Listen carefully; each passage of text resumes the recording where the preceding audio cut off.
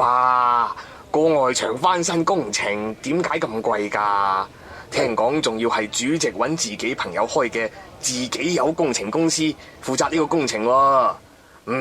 相當之可疑啊！阿嗨，黃主任。係，周生。係呢？幾時決定做呢個外牆翻新㗎？喺半年前業主大會通過嘅。業主大會？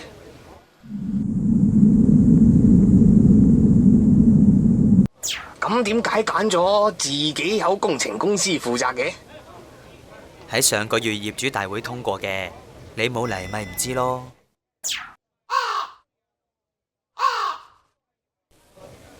咁今次維修費咁貴，會唔會大廈儲備唔夠，要我哋夾錢㗎？有可能㗎，法團就係為咗呢件事，今晚佢哋會喺平台開業主大會傾。大廈嘅事，作為業主，梗係要參與啦。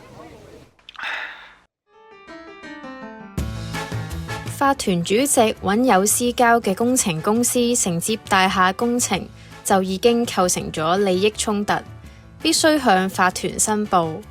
就算主席冇收着數，都會惹嚟私相授受或者濫用權力嘅嫌疑。如果涉及收受利益，更加會觸犯防止賄賂條例。另外，樓宇管理唔可以單靠法團同物管人員，業主要主動了解日常管理同維修情況，積極出席業主大會，齊心參與，大廈先會管理得好。